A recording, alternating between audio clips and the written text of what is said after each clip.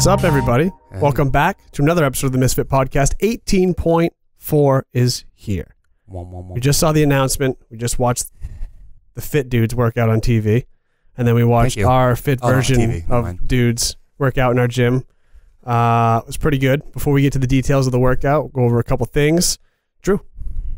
We finally have our 2018 camp schedule within the United States done. This is a very big announcement. You can go to sharpentheaxco.com, click on events.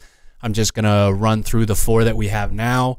Portland, Maine, Misfit HQ, right here, June 22nd through the 24th. Very exciting. New. An amazing time of year in Maine. The only time you'd ever want to visit. We have a new gym. It's great. So June 22nd through the 24th.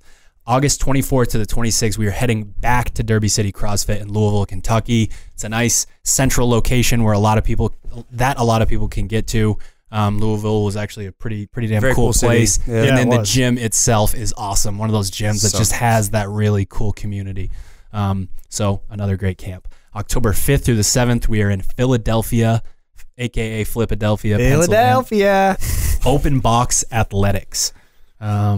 I've never been to Open Box Athletics, but I'm pretty damn excited. What did you just say? You said me either. I think he said me either. It's like one word. So I had quick stroke. I'm back, guys. Quick stroke. He got his mustache in his mouth. So a day. We were very excited. This kind of falls into that category of like Northeast New England can get there pretty easy, but the Southeast can also get there pretty easy as well. Plus, we still get to see the damage from when they won the Super Bowl. Why don't you shut your mouth? Oh, yeah, they did. Super Bowl talk. They beat the Patriots. And then our home, away from home, Texas. We are coming back. CrossFit 817 in Fort Worth. We've been trying to get up into the Dallas-Fort Worth area for years. We finally figured that out. CrossFit 817, November 16th through the 18th. Sherby, what else can they get at sharpentheaxco.com? Not only do we have the camps, but on next Wednesday, right? So after this podcast, next Wednesday, we have some new gear dropping. We have new long sleeves, new Misfit tees. The ladies got a new high neck crop they've been asking for the longest time. So some good stuff. Stand up, Drew. Go ahead and turn around. Oh, hey. You can turn around too. I don't know, whatever. Anyways. Show me your booty. Show me your booty. Anyways. Raise it up. Boom. Put it in your nose. All right. All right, Gabe, what do you got for us? Oh, so we always talk about it, and it's happening again. We're getting flooded with remote coaching and affiliate programming applications. Tis the season. Yes. So if your Open's going really well and you want to coach the regionals or you want to get right back after it so you can crush the Open next year, go to the website and fill out the remote coaching or affiliate programming. Say also, if you want your gym to do better, they weren't as stoked as they could have been about the Open next year. Things could be different. We got a new, there'll obviously be that new cycle starting up right after the Open, and that's always a really good time to jump on affiliate programming. Let's be real, a few people's seasons are ending after 18.4. Truth. So, yeah, we'll get into that in a minute. Is that a segue into that list? Yeah. Well, these people are good to go. Good. So, our list every week of our qualifying athletes. Let's see how I can not stumble through this. Australia, what is that region? Australasia. Oh my God, I can't even say that. Australasia. In that region, Ashley Corby and Aaron Osborne in qualifying positions. Central America, Paulo Rosil. Central East, Emma Chapman, Aaron Vandendriesch. I'm getting closer. Paul Castillo, Dylan Smith, Zach Watts, Dex Hopkins, Zach Sauter, and Ryan Sauter.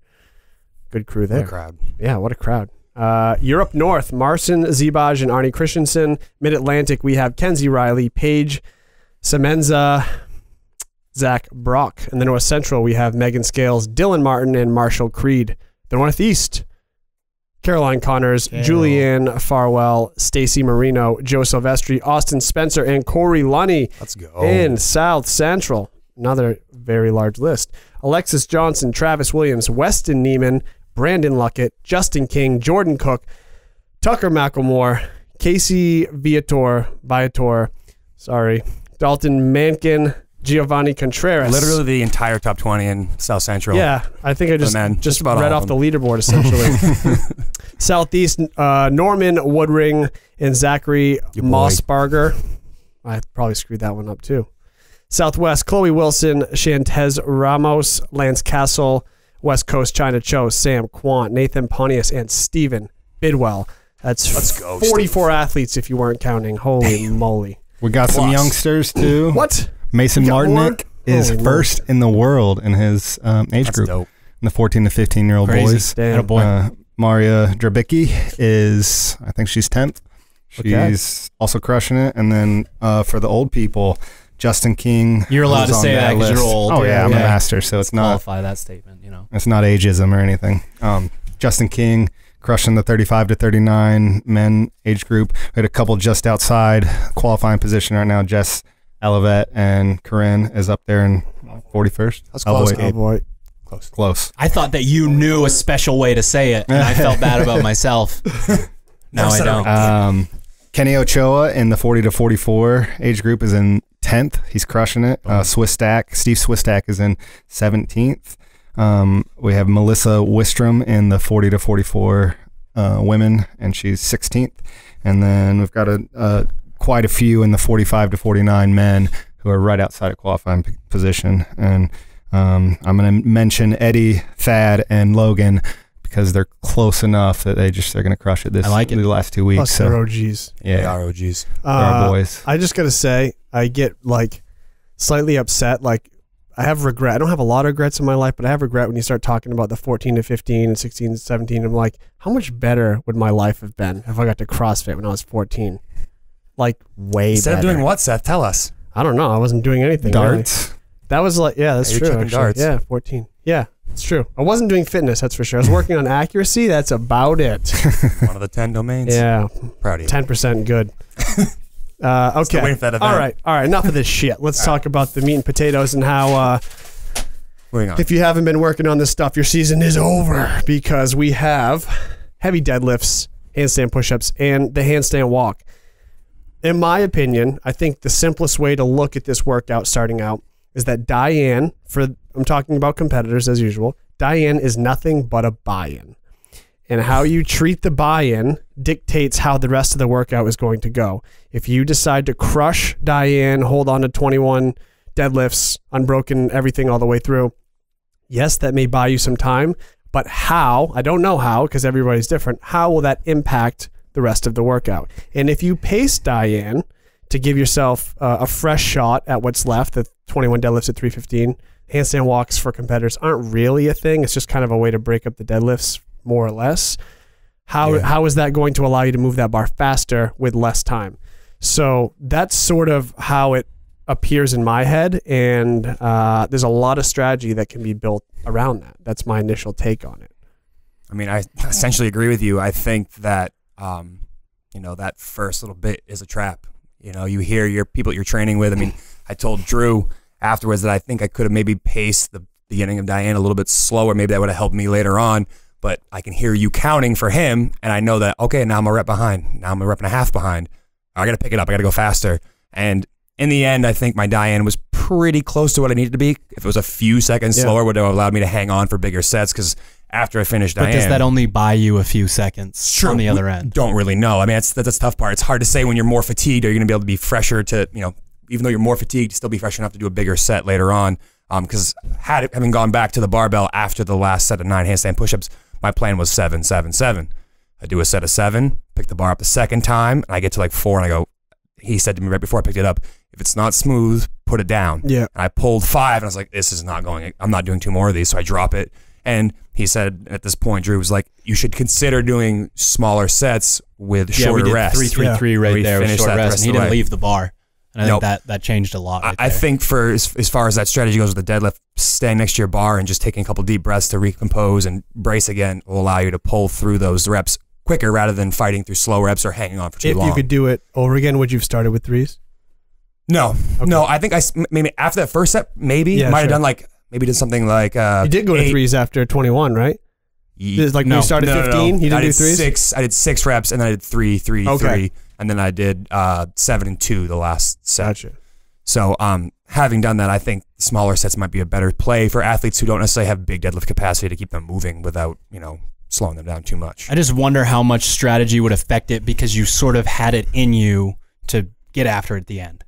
That's sort of the thing for me. Like if you get to that point in the workout and it's like really like every second you wait to pick the bar up again, and every second you take to take your belt off and go over and wait for your handstand walk, That's your time right there. I was just going to tell you, when we finished that the second to last handstand walk, so I finished 15, do the handstand walk back. I took a quick glance over my shoulder to see where the clock was, and I saw I was I want to say just under 2.5 minutes. Maybe it was right around 3 minutes left. So 6 minutes into the workout, and I was like, all right, I'm going to hang on and then go kick right up into the handstand walk after I finish. So I did my 7, a short-ish break, do 2 more, and I was planning on like taking my belt off, setting it down like I had before, but I just flung it and then went. And it was risky towards the end because I felt like my handstand walks were really breaking down, and it was hard to focus for those last 5 feet, both on the way down and the way back. But I think that was, I was glad I had that in the tank at the end. I wasn't like fighting through like 10 feet of handstand walks, kick down, kick up, because to me, a high-level competitor, I don't see the opportunity to break up the handstand walk. It's really just a deadlift break. It's not a thing in the workout, to me at least. Yeah, I mean, I would agree with that for the most part. I feel like at the high end of people where this matters, 25-foot handstand walk should be a joke. Yeah, it's a warm-up movement. Right? Yeah, exactly. It needs to be. And the only thing that comes into play, both on the handstand push-up and the handstand walk, are your back position, right? So, like, we haven't even talked, we kind of brushed off the handstand push-ups in the first part because we're like, everyone should be able to rip through 45 of them. But there is that thing where if you're getting sloppy with them, the open standard is always a bitch, right? So it always bites people in the ass. Especially when they change it. When they change it, and if they're truly following the standard and not gaming it like a lot of people do, it's actually a pretty tough standard. It can be, especially if you don't have the good positions. And if you don't have the good positions to which you're dealing with the no-rep situation, typically it's because you're loading your lower back. You're in that overextended position. That will lead directly into problems in cycling the deadlift bar. So the handstand push-ups are easy to brush aside because it's so few of them and they're broken up and they're really fast movement, and people say they're good at handstand push-ups, but are you actually in the position that's going to allow you to support your spine through the rest of the workout, especially when you get to that 315, what's the women's weight, 225, is it heavy? I don't know off the top of my head. That sounds about right. Yeah, so whatever the heavy women's weight is, though, I mean, that's the difference between being able to comfortably pull multiple reps in sets or breaking down and going to singles. Like, I'm going to pick on Gabe for a second. Like, he knew when he was breaking down, he was just like, I'm not holding on to this bar anymore. I'll just deal with what I can left with singles, because holding on will just completely end my workout, essentially. And I don't know if that had any play from the handstand push-ups, if you felt that at all. Your position wasn't overly, like, horrible, but it's not perfect, and we know that it never is. Yeah, it's definitely not perfect. And for me, knowing I always have an issue with that pulling from the ground anyway, so any little bit compounded that and made each pull at 315 a lot harder. So just going back to what you guys are saying about Diane, I think that as long as you build in or you have the ability, once you get to the 315, to really pull from the ground, it's okay to take that little bit of extra time to make sure that position. So on the handstand push-ups is better, because I had planned on going and breaking up the handstand push-ups, knowing that as I get into bigger sets, I do tend to overextend on the wall, and I didn't do that. I don't know if that, I mean, I still would have struggled with the bar, but if you know you might struggle with the bar, come down off the wall for a second. Make sure that position is perfect, because it will. I mean, everybody is going to be at that point. Even you were at that point and you don't have problems pulling off the ground. You're at that point probably later on, where each pull felt like it was pulling you away, or you felt like you were starting to round a little bit. Not so much in the deadlift, but I got to that second set of handstand push. I did the first set unbroken, which may or may not have been a good strategy. I probably should have done like a 15-6 or a 12-9 or something like that, just to give me off tension, because I got to that second set for the 15 and I got to like 6 or 7. I was like, these are slowing down. I kept waiting to hear Drew say something like, no rep or close. That was the only time where I was surprised. You did all 21 handstand push-ups. I was like, what is happening right now? That was the only part of the workout. For a second, and I had to back off. Only part of the workout where I was like, huh, okay. Who is this person? Why is he doing this? So I backed off because I thought about it, and I was like, all right, well, it's stupid to go and be a hero in the middle of this, this set of 15 when I still have handstand walks, even though I'm not really concerned about 55 handstand walk 3 times when it's broken up to 25. Wasn't really worried about it, but I was worried that things would start breaking down the handstand push-up towards the end. It would affect 315 pulls. It would affect handstand walks later on.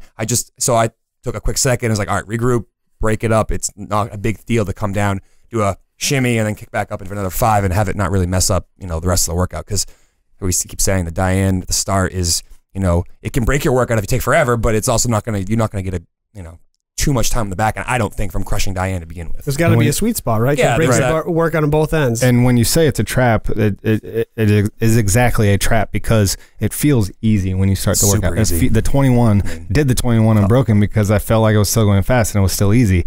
And I get this image in my mind of, oh, I'm doing Diane again. And it's like, what do you do in Diane? You sprint, you know? Yeah, when we race that, just go. Yeah, and it was like, it felt really easy. Same thing with the deadlifts. I purposely did 7-7 or 7-7-7 on the first round, and I was able to stay disciplined to that, but I thought about the first set I did. I thought about holding on for 14. I was like, this is still really easy. I forced myself to, so I did well on the barbell, didn't listen to myself too much on the wall, and maybe I paid for that. But you definitely have time to kick back taught up. us that. I mean, at the highest level. Yes. The highest level, he taught us that because watching him, it's like, oh, okay. I mean, he strolled over to the wall. Yep. His first few, we actually felt out the standard. You could tell because his tape looked high to me. Yeah. Just compared to Bjorgvin. Like his hands were way wider and somehow he was way more over the line. But you saw him feel the workout out and really stay into his comfort zone. And then you saw him rip out those 9 deadlifts and go back and forth. Like that's, to me, the only thing, like if you know you're that type of person, like that's the only penalty you have. And it's not a penalty being able to just crush the very end of that workout. Yeah. Like, and again, some of this stuff is a time warp. We learned about the time warp from Froning however many years ago. I mean, it looked to me like he went faster. Absolutely. Went way faster than Panchak, and he lost to him by 1 minute and 5 seconds. Now, losing to the 5th fittest man on earth by 1 minute 5 seconds isn't a big deal. But at the same time, like, there's something to that. Like, he was probably more of a sound. He's very composed. He had that sound mind that we always talk about, and it makes it look like he's going slow. But we've known for years that those people aren't actually going slow. You work out next to him, and you're like, okay, bye.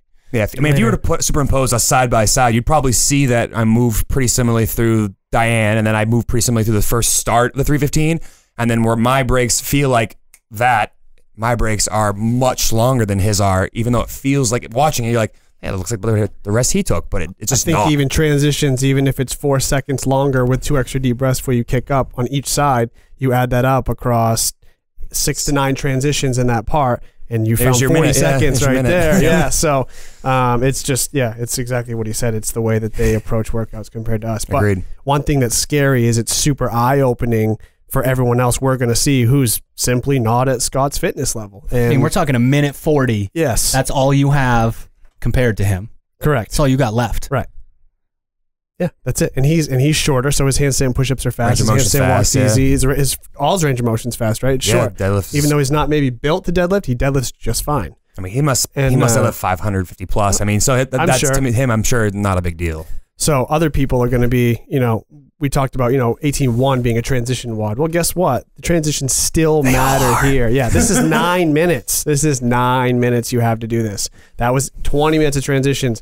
So this is even equally, if not more important, to get your ass to the next part. And if you're going to break the deadlift and break the handstand push-up, you break and then get right back to work. The break is just a break in tension. It's not a rest station. It's not a period where you get to hang out. It's a break in tension. When are they going to add that? So you can reset. That's all you get in this 9-minute window. What? Rest station? Yeah, when is the ultimate? I always add rest stations. Take a quick break. We're going to do a little interval here. You take 2 minutes for us and we'll start again. I have a pact with many people in the gym that we pick our rest stations and then we keep our competition fair that way. Fair enough.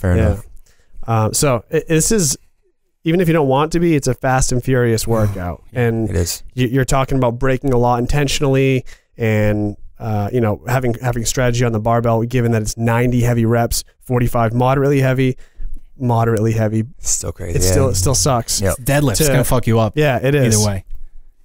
So, I mean, you got to be willing to move. And if you just can't move, well, then you just weren't prepared enough. So you learned a hard lesson this year is what happens. You learn that you don't have that capacity. It's something you need to develop. And I would never count anybody out before they do it. But in all the other workouts, we can give you ways to speed things up and do things better. And time for somewhere else or some other place to pick it up. There's no place to hide in here. You can either pick the fucking bar up over and over again, or you simply can't pick it up. And a lot of people will not be able to pick it up.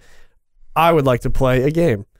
Can you qualify for regionals by not finishing this workout? Can you damage control somewhere really close to finishing that not just after the 9-minute mark and be in a qualifying score? Is that, can you get 60, What 70 region? points? Yeah, that's true. talking. All right, can you get under 100 points and not finish the workout in any region? Yes. Can you get under 60 points and not finish the workout? Okay. No.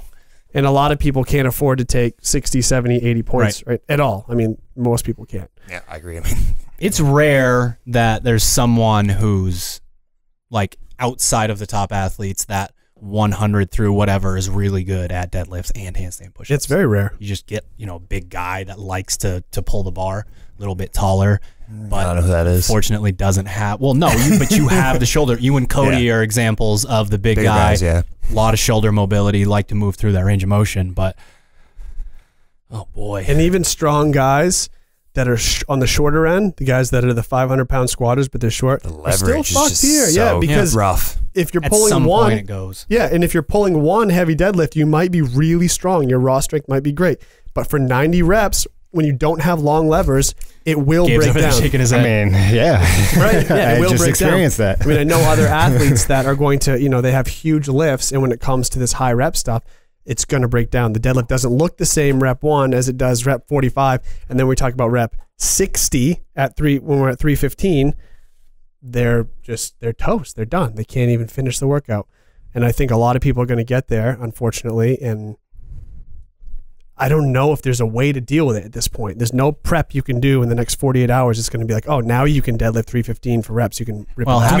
half the CrossFit community still deadlifts like a clean pull. So if they That's got true. their feet closer together, their knees closer together, their arms closer together, they get some leverage at least. Would you recommend someone changing this soon? Like, would you make a bigger recommendation other than, hey, just try to slide your feet a little closer together or something like that? I just Would you try to reset get them to someone's feel deadlift? leverage somehow. Okay. Feet and knees together, arms a little bit closer, and then just pull the chest up tight just to see what it feels like. Yeah. Like if they went through the warm up and they couldn't do it, hell no. Right. But if you're already small, squatting that weight up rep after rep, that is just, it's going to catch up to you. And even if making that change helps you through the first 45, but you start breaking down, maybe you're broken down less when you Right. hit 315 if you make that sort of small tweak now.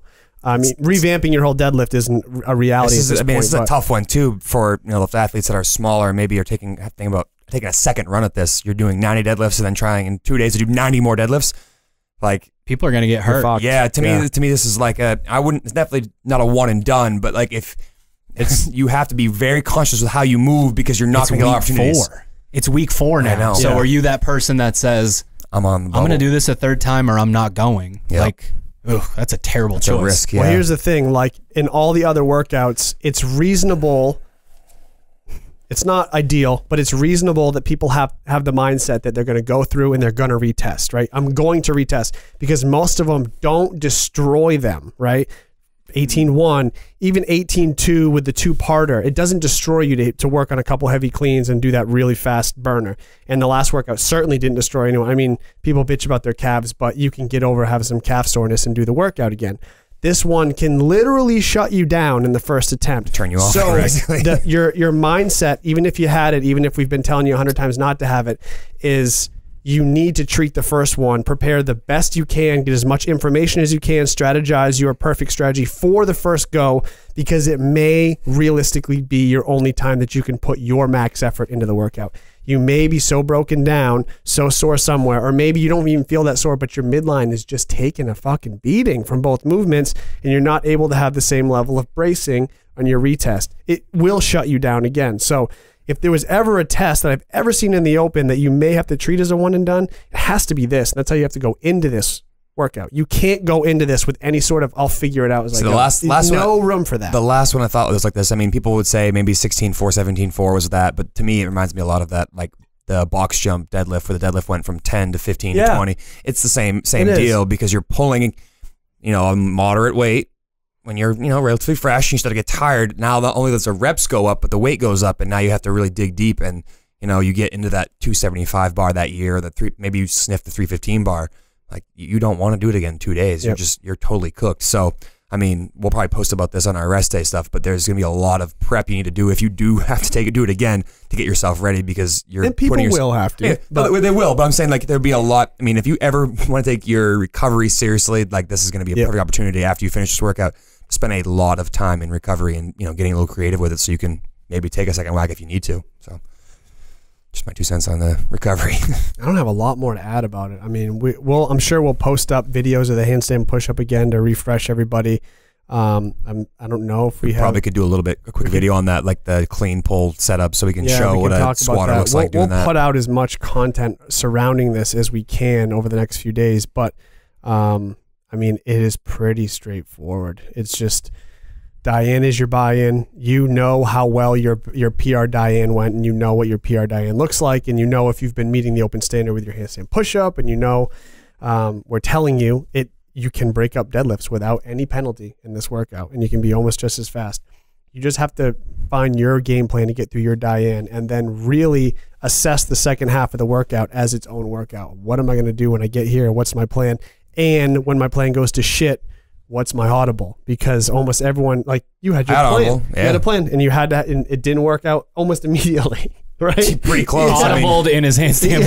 Yeah, you're right. Yeah. I'm gonna go singles. No, I'm stuck at those. That's why I want them broken. Duh. Come on. So, I mean, that's about all I have. You guys have any final thoughts or other things you want to add to this? Because I mean, the only thing I want to add is just be willing to adapt. Again, to piggyback on what you just said, being willing to adapt and understand that maybe you don't have the capacity to do big sets, and small sets are going to get you through this. I mean, I think there are athletes out there who can get away with sets of 2 or 3 the entire time on the 315 bar, as long as that rest is short, can put up a somewhat competitive score. They don't need to be, hero mode on the 315 just because they think that they're going to be their only real go at it. Like small sets, short rest. I love deadlifting, but it worked great for me. Even if I don't think I was a good deadlifter, I could still go through the workout at a decent clip that way. I mean, virtually the workout is deadlifting. Correct. It is. If you want to break the handstand push-ups, you can, but it's not a rest. It's just a break. Even if you want to break up the freaking handstand walk, you can. But it's just not a rest. that many either. I can see like if it went back up and there was, I don't know, a deficit or something, but it's not like I think about Austin's an athlete. You're talking about the handstand push-ups? Yeah. Oh, yeah. Austin's an athlete that comes to mind immediately with this. Like 21:59 to him is who cares? Yeah, if it was 21, 21, 21, yeah, 21, the descending 21, 21, is huge. We'd be talking about someone who'd be like, I really got to make sure I got this standard down. So it's not really that many. No, it doesn't feel like anything like that retest from last year where you had to do the 55 and you had to think about how to approach that intelligently so you don't start missing the standard. The handstand by the time you hit your fatigue in your first set, you're done anyway. Yeah. And then you get back up and you feel fresh. And by the time you're starting to feel that fatigue, you might be near the end or you might be done again, and so on and so forth. So it's very secondary to how you're setting up in deadlifting and how you're planning 100%. to strategize your deadlifts. And like I said, if you want to kick down in the handstand walk and kick right back up, there's almost zero penalty in that as well. It's all about the deadlifting. For me, the biggest danger in this workout for most of the community is that going from flexion to extension, back and forth. That's when people leave a workout and say, I'm injured, not this hurts, my back pumped out. So in the deadlift, flexion is going to be the rounded back, the cat back, and then extension is going to happen when if my arms, I don't know how well the camera can see this, but if my arms are overhead and they're not in line with my body, the more this angle changes right here, you go back and forth from flexion to extension under load, and you at that point can become injured regardless of what level of athlete you are. So we could be talking about, I'm trying to put on a show at my affiliate and I'd really like to get a lot of these 315 deadlifts. You cannot go through flexion and extension.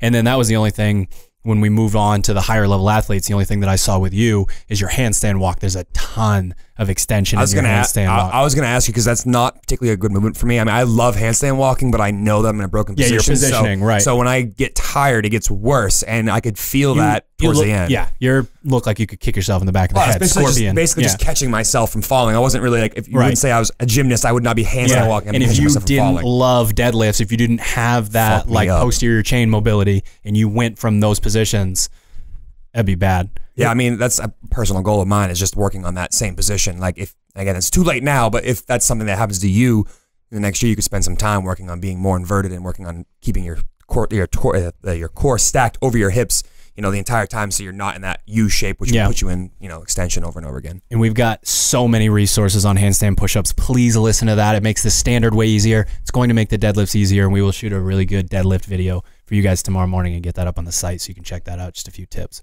Very cool. Guys satisfied? Very cool. I wanted to add it. Thank you so much. Thank you so much. Nope, I don't have anything else. See what you got.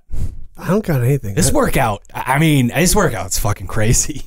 I love it. I really was like expecting to like whip my head around and be like, Sherb set the world record. And he had 44 seconds until this thing's for real. Yeah, no, it is. Warm yourself up. Do something serious. Like Time be cap ready is for this. aggressive. Very. Yep. So, okay. That's what we got. We'll be answering your questions, I'm sure, all through the weekend. Good luck, guys. Thank you for watching. We'll see you later. Rest in peace to your back.